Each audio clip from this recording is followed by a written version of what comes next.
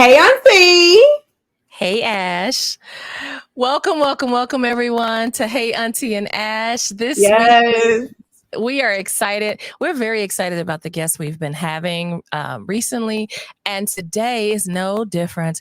This guest coming up, I want Ash to tell you about her, but I am so uber excited for her and this conversation that's so needed. So, Ash, who do we have coming up?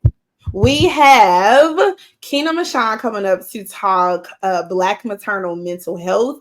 Keena is a well-loved and full spectrum doula for birth, postpartum, loss, and fertility. So I am very excited for us to have her. And don't forget, we are always bridging generations through Oh, conversation, right? And even though we're having another millennial, we will definitely make sure that our Gen Xers and our baby boomers are also served listen. within this conversation. I have been lagging. I am going to blow you guys out the water with some Gen Xers. I have to. We got to get some more menopausal. We do. Menopausal women up in here. Okay. So let's bring Keena to the stage. I'm so excited for this conversation, which is a very necessary conversation. Yes. Welcome, Keena. Hey, Hi, y'all. I'm so happy to be here. We're so happy to have you. Thank you so much for answering the call out for you to come on. This information is so beneficial, so helpful, and especially and specifically to the Black community. So, Ashley, did you want to ask Keena the first question or ask her some things about herself or how we want to do this? Yes. Okay, Keena, first, let us know what is a doula. What is a doula?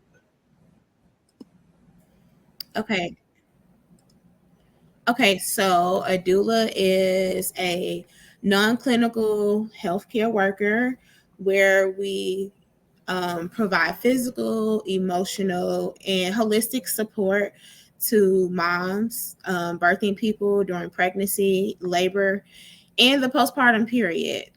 So we basically become a part of that birthing person's community. If you look up statistics will show that having a doula will increase breastfeeding rates. We give out evidence-based knowledge. So no, we're not medical professionals, but we are definitely birthing professionals. Love it. Love it. Love it. So I do have a question, Keena, because I've heard, and I don't have any experience with a doula. My baby is 31 years old. So, and I'm sure doulas existed then, but they weren't as popular as they are now. Is a doula like almost, do you act almost like a medical advocate or like the voice of the mother when it comes to the doctors and, you know, what they're doing, the care they're giving? Well, we don't necessarily act as the voice per se. More so, we encourage an informed voice. So we make sure that moms and their birthing partners are equipped with all of the knowledge and their rights and their privileges. We do advocate for them in an event that they are. Like, for example, during labor, in an event that they are in a space to where they can't necessarily verbalize, you know, we might advocate for them with their permission, but we typically push for moms to use their voice with informed information. I love that. I love that, giving them the power back. That's really Yes. good. So now this is the thing, and I know I kind of went into the interview a little just like hammering it in. However, Keena is she's like my little sister, right? And I have seen her progress right into this field. And so, can you let everybody else know, like, why did you get into, being a doula, right? Advocating for mothers. What is your purpose behind it? What is your why? Ooh. Okay. Hmm. I feel like I stumbled into birth work. I answered the call by way of me learning of what a doula was back in 2014. when Twitter was like on and popping, well, now it's like the X app, but when Twitter was Twitter, I learned of what a doula was via Erica Badu. And I said, wow.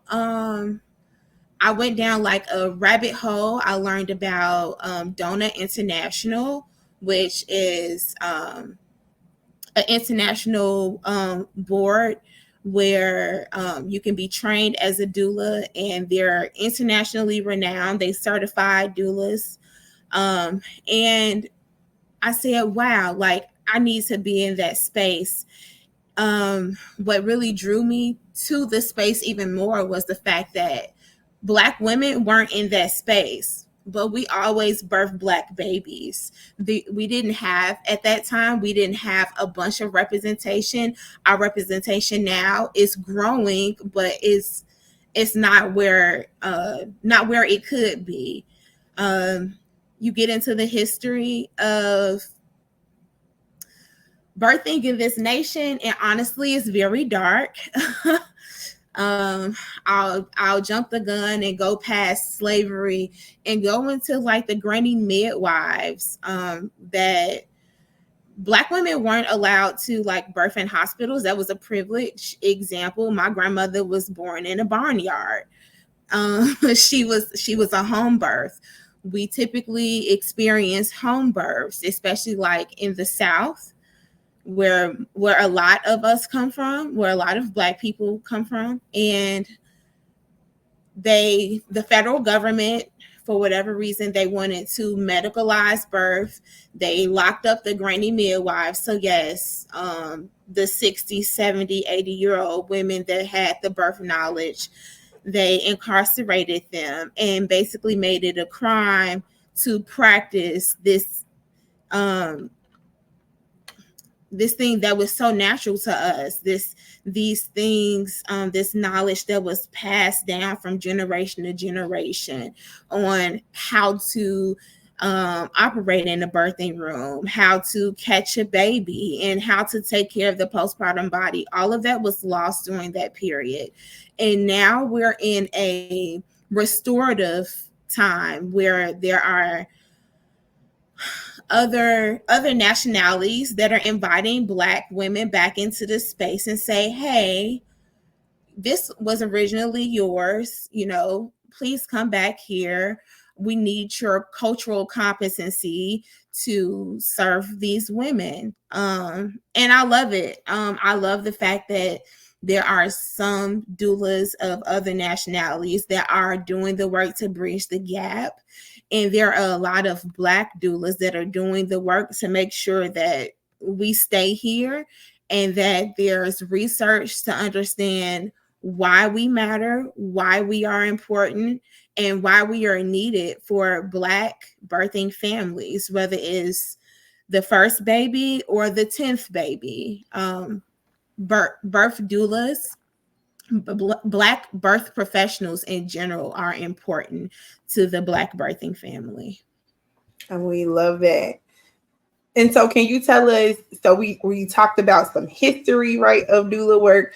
We talked about the history of Black women being in the space, right? Can you tell us more about your birth work agency? Okay, so I do have my own personal business. I do find myself being able to work with various birthing agencies just for access purposes. One specific demographic that I had trouble connecting with for financial reasons was the African American community, my own community, which is the reason why I really went into birth work, because I really wanted to work with women that looked like me, that I know we needed services. And so I work with Chicago Birthworks Collective as a postpartum doula, where we work in tandem with UIC Hospital on a research study. I don't know if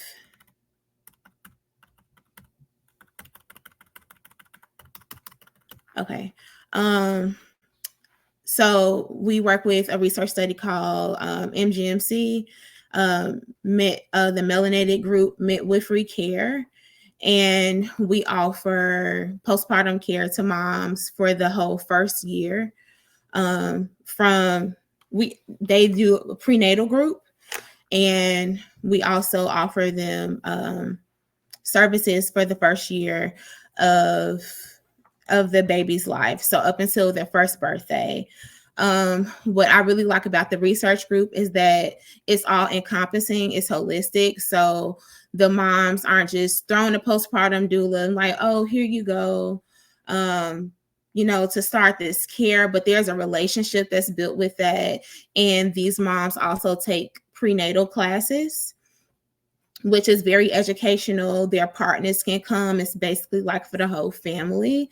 It gives a holistic approach, a community approach to introduce Black women and Black families back to the idea of community, because in the individualist society in America, we don't do community well. So it teaches us and debriefs the families that it's okay to have safe community during birth, especially like, around such a tender, precious time. Yeah. Outside of that, we also supply the moms with a social worker and a nurse navigator. So they're always connected with resources, and they're also connected with the medical system, as well as them having a Black midwife. So that is beautiful. That's a lot. That is beautiful. That's wonderful. And I love the fact that you talked about the importance of community, because you do consider yourself a community doula, right?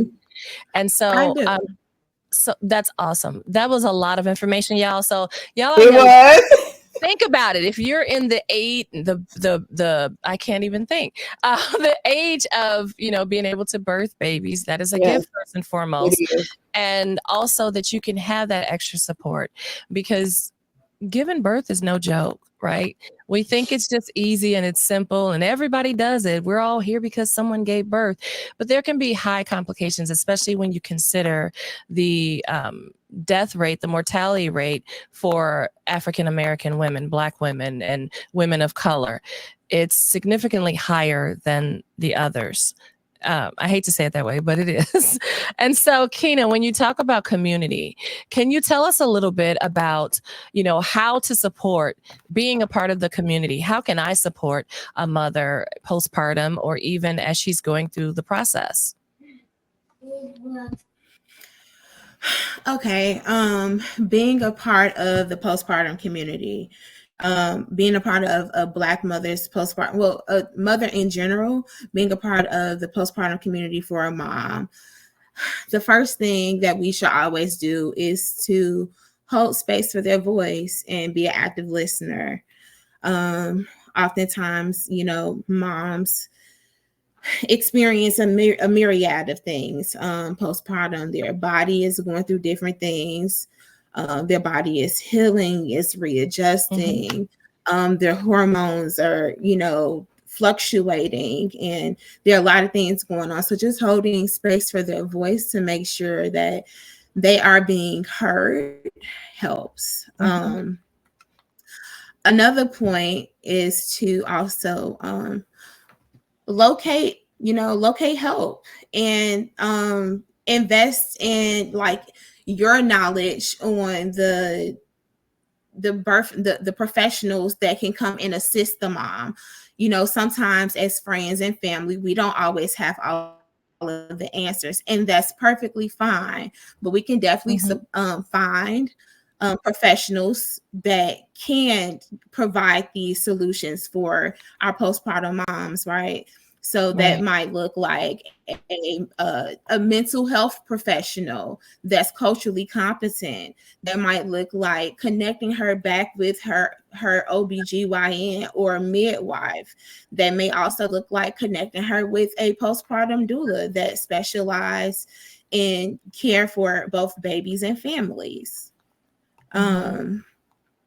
Another thing to also do that I find that's very important, especially to the Black community, is to always, value and honor like our traditions for healing and like ancestral practices that helps mom connect back with her spiritual roots, right? And find her a trusted spiritual space so we can better help address her needs holistically.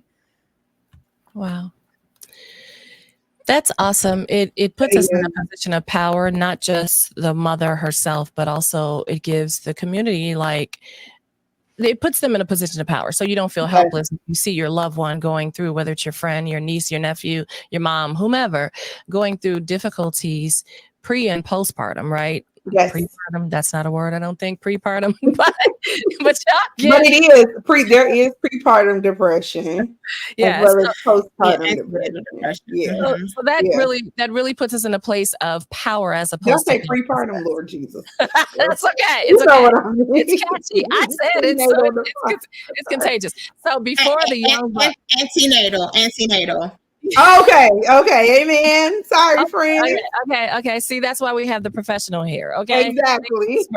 So, Keena, before I give it over to the millennial here, this auntie brain needs to get her next question out, because you talked about postpartum and helping the mom postpartum with her mental health, and you even you didn't allude. You referenced the fact that her body's changing. So y'all know, I know y'all tired of hearing it.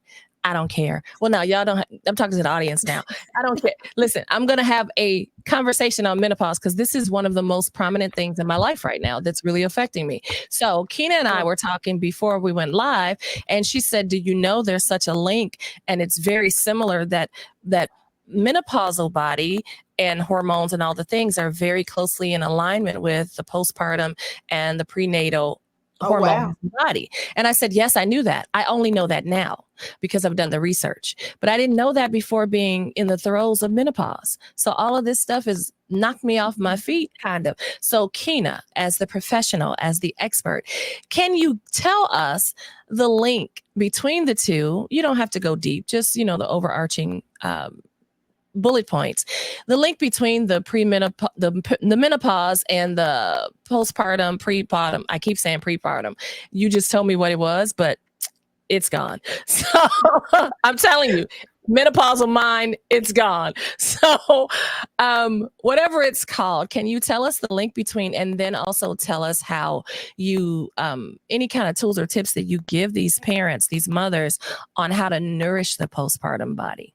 And that nourishment might kind of overlap into the menopausal body also. So y'all menopausal women, perk up your ears here.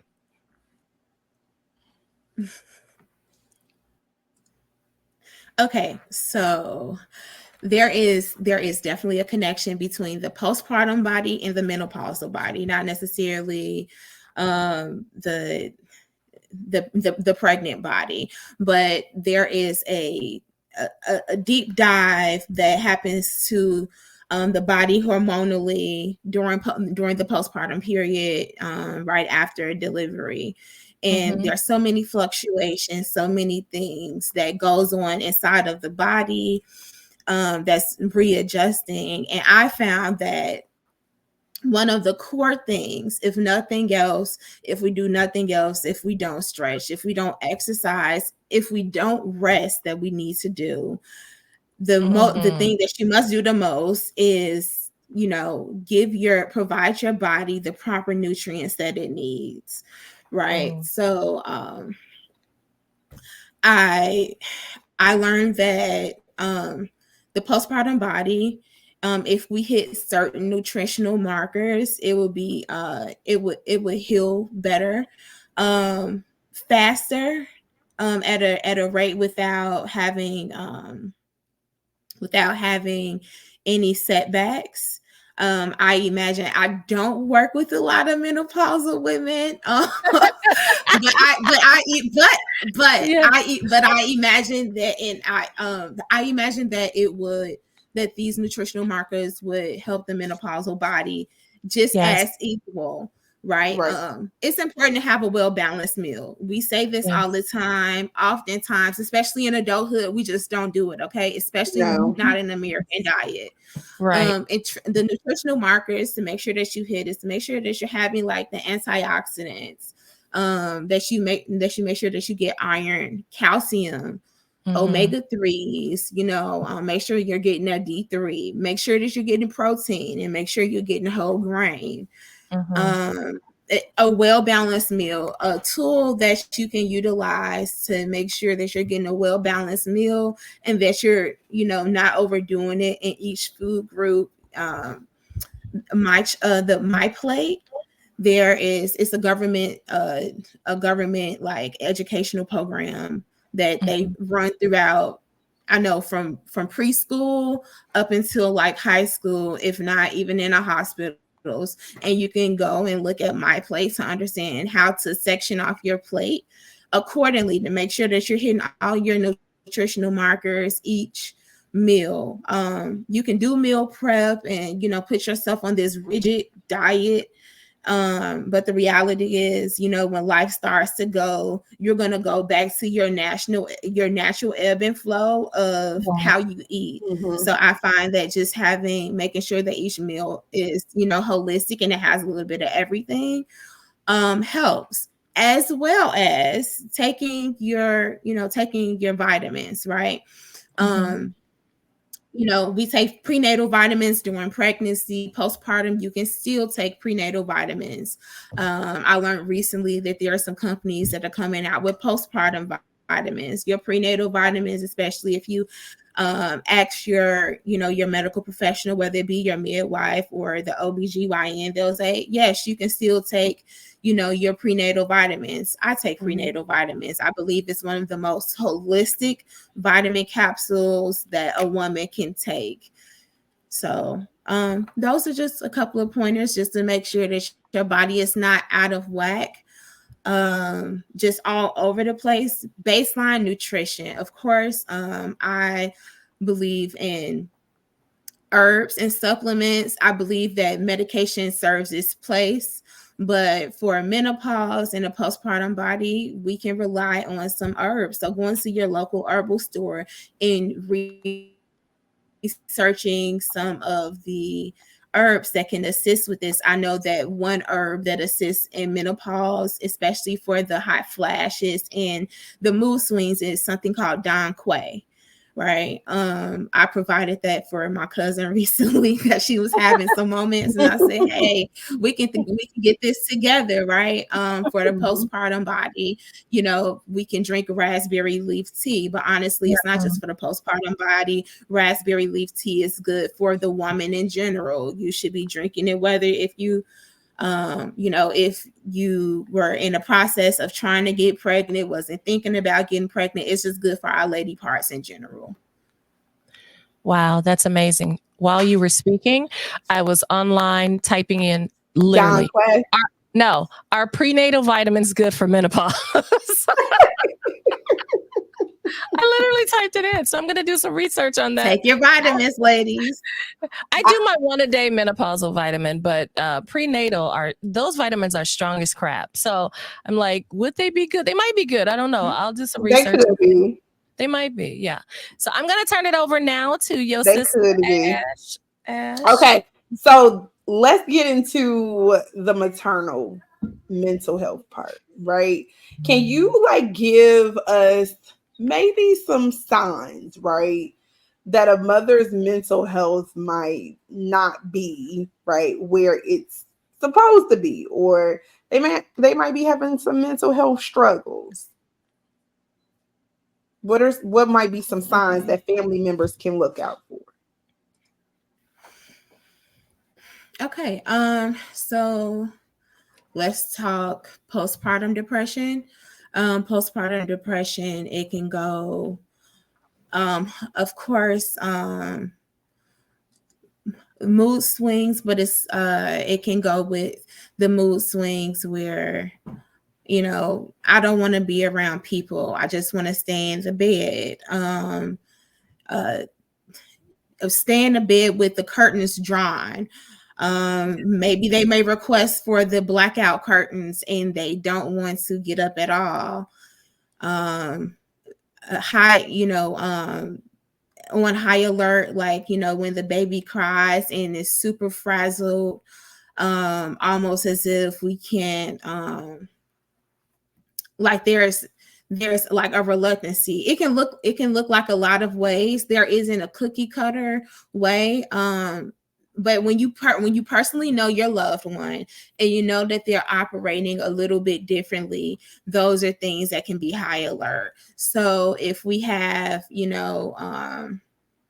our loved one Samantha, and Samantha is known for being, so happy-go-lucky, and we know that she, just had a baby by way of cesarean section and her body is healing, but she's so very solemn and sad, that may be something to consider, like looking into help, maybe talking to her or encouraging her to speak to her medical provider, whether it be a midwife or a OBGYN, about, what's going on the inside.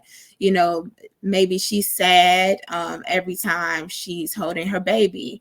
Maybe it's not sadness. Maybe it's anxiousness. Maybe she doesn't want anyone around her or her baby, not even the child's father, right? Maybe there is high vigilance to where, she's looking for anything, like, Samantha, why aren't you asleep? Oh, I've been up all night just making sure that nobody walks in the room and steal my baby, right? Those are signs of postpartum anxiety. There's a such thing as postpartum psychosis as well, right? These are all mental illnesses that can be induced because of birth. Okay. It's the hormonal changes, right? Exactly. Correct. Like, oh, every night this Indian chief comes in my room and I just don't want to have a powwow tonight. What are you talking about, Samantha? Like, right, okay. right. Well, we'll make sure that he doesn't come in. And that's when family, close, trusted family should intervene. Whether if it's just a conversation with their mom, with Samantha, having a conversation with Samantha, and in an event that she absolutely does not want to receive the help, but the baby is in danger, then you stage an intervention. Right. Yeah. Yeah. I mean, I definitely, I wanted to ask that. I definitely went through postpartum depression. And it was, and so I'm going to say this could also be a thing. If you know that you have already had some mental health struggles, you can definitely be a little bit more susceptible, right? And that is very similar postpartum depression. Very similar to menopause. Like literally, I had to look it up and all the things because I do have a history with mental health stuff, depression and all that. So it's one of those things getting on the front end as opposed to being the recipient of the tail end. Now I'm in a deep, dark depression because again, my hormones are changing. So that whole concept of when I was a teenager and going through the brain scans and I had all the letters, right? The EEGs, the EKGs, all the things, because I had seizures and all these other things. But with the CT scans, they're like, oh, and the blood work, well, there's a chemical imbalance. They generally say when you have a mental health condition, there's a chemical imbalance. And really, that's another way of saying, hormonal things that are happening in your brain. And so, that's good to know. And for potential mothers, yes. And I even think so I'm just going to link this as well. Please. Especially if you here goes the double whammy. If you have mental health issues, you've had them before you get pregnant, along with those godforsaken estrogen catching fibroids, okay? Which also are a hormonal thing. Yeah. Baby, you in for God to be your savior. That's all I got to say. But when I went through postpartum depression, it wasn't a thing of like I didn't want to hold my baby, I didn't want to be around my baby. It was more of who the hell am I now? You know, like it was more of like the transitional type of thing. Like, I'm a mama.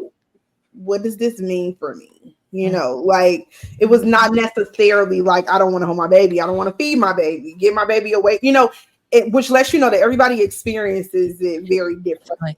And for me, again, 31 years ago, and we didn't talk about depression. We didn't talk about postpartum depression. We didn't talk about regular depression. We didn't talk about any of that. You Black, you strong, you overcame slavery. Shut up and get over it. Right? Right. You being weak. Wait, hold on. You better depress them dishes. Right. Go depress that job. Okay. Exactly. So like it wasn't any of that. You didn't have time to cry and, you know, console others. It's like, just buck up, you know, right. Pull yourself up by your bootstraps. What do you mean you depressed? There's no such thing as that. You know, that was I hate to say it, but I remember being told this. That's the white people's way out. Depression. I literally was told that by a family member. After an essay, not essay, that's not an essay. After a suicide attempt, I'm not doing all these letters. After a suicide attempt, I was told, what do you have to be depressed about? And there's no such thing as depression. That's for white folks. That's a white people's way out. Wow. What? But which is why I suffered for so long. But for me, you know, because I did have that, my first attempt was 12 years old. So by the time I have a baby, I've already attempted suicide 3 times. And for me, it was not just, who am I? It was, I'm not good enough. And I had the desire, which is so horrible. I had the thoughts of hurting my child. Now, I never did it, thank God. I wasn't saved, but God was still looking after and over me. But I literally saw myself doing harm to my child. And I'm thankful that I did have friends at the time, because I remember telling one friend and she's like, oh no. And I went to her house. Anyway, this is the point. So Keena, the work you're doing is so important. Exactly. We've been talking about community. Me being, I was only 20. I turned 21 the month after I had my daughter. Well, I was 21 by the time I started really feeling this. But when I was going through the depression, I'm 21 and I have young friends and they don't know anything about it. But what this friend knew was to be there for me. Yeah. And that's the community. That's, as Keena said earlier, she said, you may not have the answers, but be there and do the research, get the help, point the person back in the right direction. Maybe you need to talk to your doctor. And I'll never forget, this one friend was like, Michelle, in your 6-week checkup, because I was starting like almost immediately after I had her. In the 6-week checkup, talk to the doctor, tell her what you're thinking, tell her what's going on. So just having that community makes all the difference in the world. This is a deep and heavy conversation, but we need to have, because we do have our cultural perspective of strength, right? Yeah. Get through anything. So Keena, just freestyle. Tell us anything you want us to know, anything about you, but also some of the people, without, of course, disclosing any kind of specific information about people. But have you dealt with, because you deal with diverse, generally people of color, and specifically Black people and also people of color, have you dealt with having to, I won't say combat, but maybe confront or address these cultural barriers when you're helping the women? You know, maybe they don't believe in therapy, maybe they don't believe in herbs, maybe it's too foo-foo for them. You know, have you dealt with that? And if so, for the people out there that might not get a doula, but they have this woman in their family who needs therapy or needs some extra help or some herbs, and they're like so against it, how would you tell them to communicate with this person? Okay. So what I firmly believe as a doula is to offer information and give support. If nothing else, just be there in presence, right? But give support with really good information. So yes, we may know that, you know, that this herb or that herb is going to work for this. I am known to give a bunch of really good information, really good peer review information, an educational session if you ask for it. But overall, if you never adhere or check out any of the things that was suggested or that was being offered at the time, that's okay. that we don't force moms, as long as they're not a harm to themselves or to others, to let them be free to make a choice. Because at the end of the day, this is their life that they have to live. So I'm not going to bring myself back on the screen, but I want to do a follow-up. So what happens if you fear for this child? What do I do if I fear that this mom is possibly a harm to herself or the child?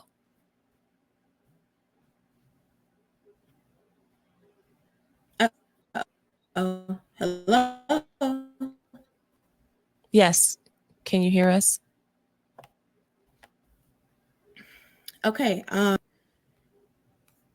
Honestly, it it depends on the proximity of the relationship, on what you can do immediately. If this is a neighbor and you don't have a close relationship, the first thing you can do, honestly, is to have a conversation with them and gauge where they are. Don't just assume that they won't receive any information. Have the conversation and then offer support, like, maybe like, do you need a ride to the doctor's office? Do you need assistance with scheduling the appointment? Do you need support? Well, I can watch your baby while we're at the doctor's office, or if we need to go and find a mental health professional, we can walk into the office and you can focus on paperwork, and I'll be right next to you with your baby, so you don't have to worry about these things, right? So offer support. Let's not just assume that that they won't receive these things, receive the conversation when it comes up. In the event that they don't receive the conversation and it is absolutely detrimental, for a fact, like you can see signs of abuse or harm to themselves,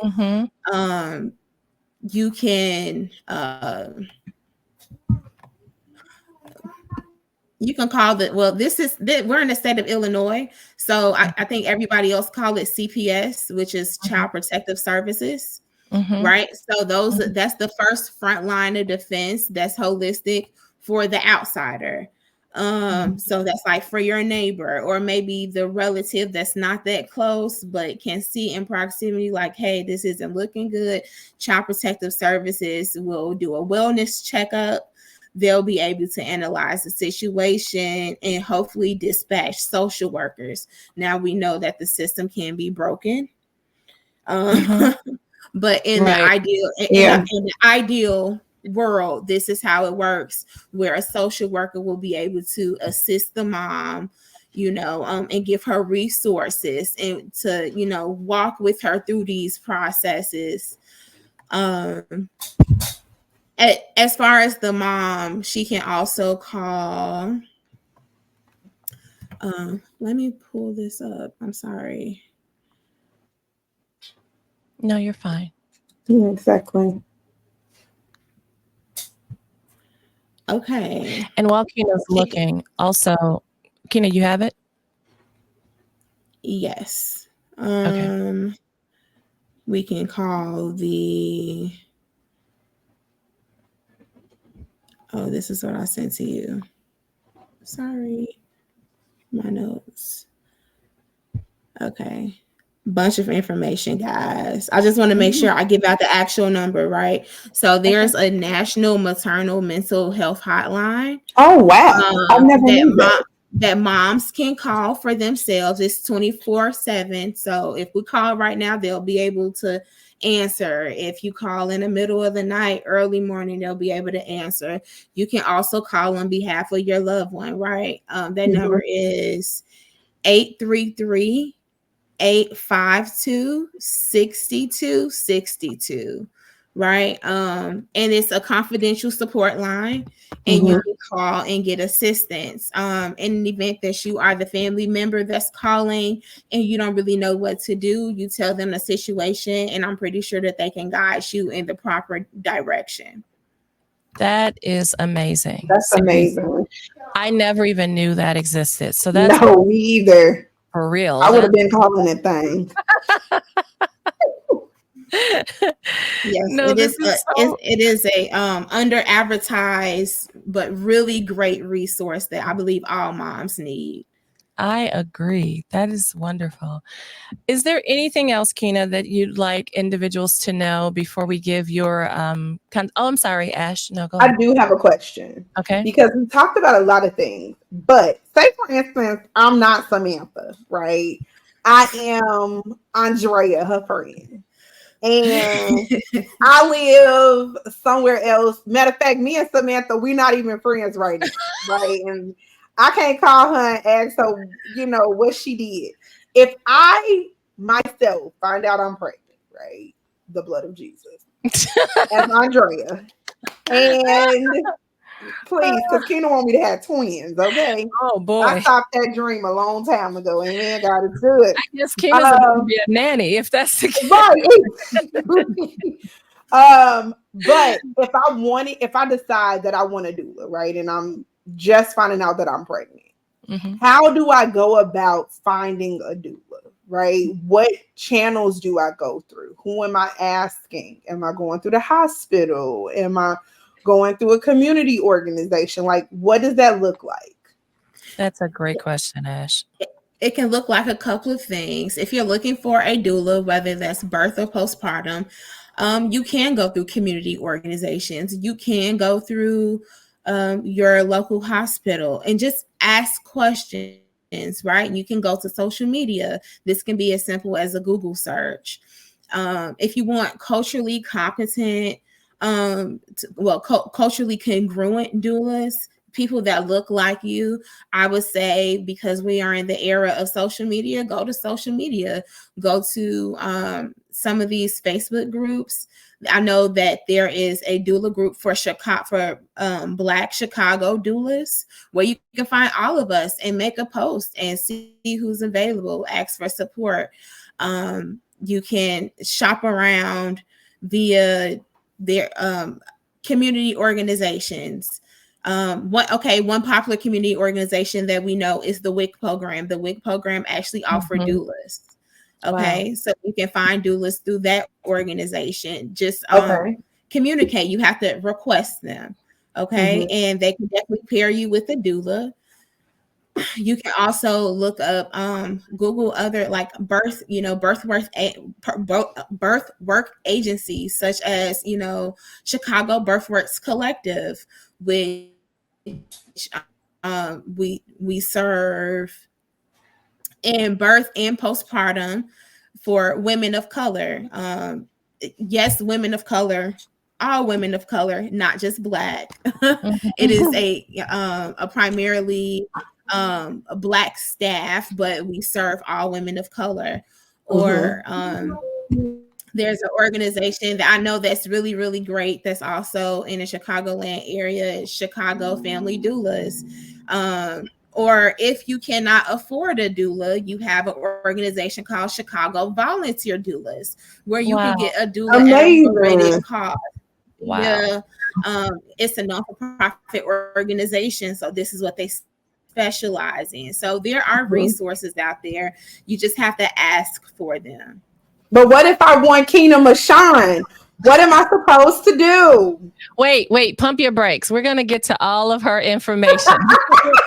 We're going to get there. We are not going to let her go with this wealth of information and this beautiful gift and beautiful journey. So we're not going to let her go without letting the people know how to select Keena Michon. That's right.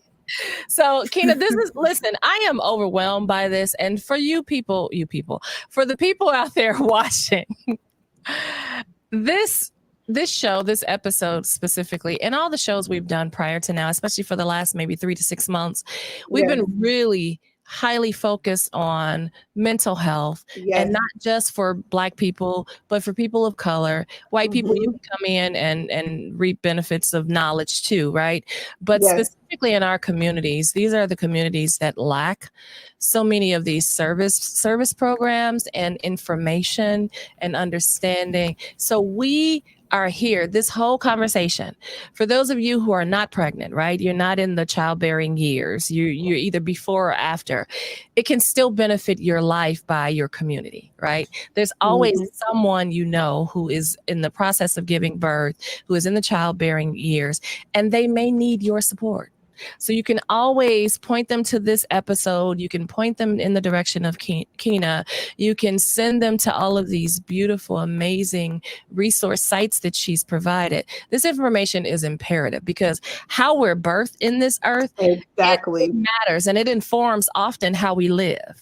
Right? How you came in can sometimes really impact your what is it, the blank of living. What's the I can't get the word. Menopause brain. Come on. Quality of living. Quality of living. The quality of life. See, y'all see why me and Ash on this show together. She that's the millennial that she got me. She got me. Yeah, it can impact the quality of life. It can impact the quality of your life, how you were born, because it sets the stage for the rest of your life, right? Yes. So, Keena is necessary. Doulas are necessary. What she does is so necessary. And also just having that extra person. Because giving birth, as Ash said, she was like, who am I now? After she gave birth. Like, that's a real question. Okay, I'm a mom. I was excited when I found out I was pregnant. But oh my gosh, am I ready? You better stop. See how she acting up? Jace better not be anywhere near you. I love my child. Like, I love him with my entire heart. Give you he has the styrofoam thing up to my computer. Nevertheless, I was not.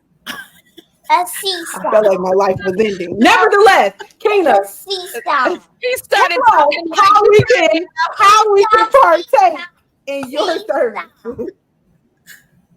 What was your question? Ash, she is on mute talking. No. What was your question? You keep putting yourself on mute. What are you doing? I think she's trying to get Jace together. Yeah. She's still talking though. Can you hear me? Yes, Can you hear me? You were muting yourself. I can hear you now. I said, let us know how we can connect with you on social media and partake in your services and any upcoming projects that you have. Okay, so you can follow me and find me on Facebook at Your Community Doula. You can inbox me there, or you can follow and inbox me on Instagram. I think is at Your Community Doula _. You can also look me up by my name, Keena Michon, on all social media platforms, whether that's Facebook, Instagram, Twitter, YouTube, and TikTok. And you can find me there. And so, Keena, are you working on anything? And I'm going to be putting in the bottom. I see I put down here the IG handle, Your Community Doula. I'm also going to put it down here for Facebook. But are you working on any projects now? Do you have any things going on that you'd like to share with us? Well, outside of like the research project, in my own personal business and exploits, I am passionate about education. Okay. Before I came full time as a doula, I was in the classroom. Okay. Just like Ashley. As coming into this field, I learned that sometimes giving moms, pregnant women, knowledge about pregnancy and birth can be so overwhelming. Their body is changing, their hormones are fluctuating. There's so much to remember. And I believe that it's more effective to educate women before they get pregnant, actually before they become women, while they're young ladies. So I came up with an educational program called Female Embodiment. Okay, it's an educational program that's geared towards promoting pro-social behavior by teaching pubescent youth and young adults about their anatomy, which we don't talk about, and their functions from puberty through childbirth. Yes. And this is not just for girls, but it's for boys as well. I believe that both girls and boys need the proper education to live a productive life, whether they decide to have children, or maybe their best friend has the child. They need the education. Maybe they're not the mom, but they're the dad. They need to be able to support their partners. This education goes large and wide. And personally, in the Black community, it helps us to have a voice inside of the birthing room, because the more we know, the more we're empowered and the less things can go wrong. Yes. Oh, I love that. Love it. That's powerful. And again, necessary, right? We Yes. want to be proactive as opposed to reactive. Yes. And so often because we don't have the information, or we think it's fluff, and we don't need that. We've been given birth since the beginning of time. No, we should be advancing with every generation. So this information is amazing. And also that we can train our children, because how many of us on this podcast right now, how many of us had the real story of what our bodies meant? How many of us had the talk when we were little girls? I know I did not. I had to learn the hard way about what things meant and how to take care of my body and my female anatomy. The most I had was, what was it called? Physical education at school. That's what I had. So, and it's like 1 or 2 days that they try to give you everything. Can you imagine? Exactly. So this has been amazing, Keena. Anything else you'd like to leave with the public? Information, thoughts, anything about childbearing, being a parent, for the fathers? Okay, well, yes, I am. I am pro dads. I am pro Black dads. I believe that the Black male in a birthing room has a different thunder in their voice that makes other medical professionals stop and think. Not be afraid, but to stop and think and consider that birthing person's voice. Oftentimes, when you're in labor, when you're in active labor, whether you're in a hospital or you're on your way, for whatever reason, we have to call an ambulance and people aren't listening to you, and you don't have the strength to elevate your voice. You don't have the strength to be stern, because right now you're in the birthing mental space to make sure that you and baby make it on the other side of life, right? And so sometimes that, our Black male voices can help, whether that's our brother, our spouse, our father, our uncle. Them being informed about birth is very important, and it's very useful, because where we can't, they can. That's right. Oh, I absolutely love that. That was powerful, seriously. And their voice holds power. So that's really good. Ash, anything else you'd like to say to your baby sister? No, I feel like I am so very proud of her. I feel like she touched every base and she was very detailed. And so thank you, Keena, for coming on and talking Black maternal mental health and what doulas do. I'm going to throw your nephew to your house. And so that's fine. I love Jace. Thank you for coming on. Thank you, Keena. It was so informative, and so it puts people in a position of power, and that's what we're always trying to do. So thank you so much for your time, your expertise, your personality, and your voice. It's powerful. Thank you for having me. It was such an honor. I love Hey Auntie and Ash, and I feel like I finally made it. Like, I'm low-key like fanboying or whatever. That is so funny.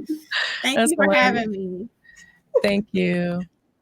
All right, everybody. So we're gonna rub it on up, and I'm gonna do my little tidbit here.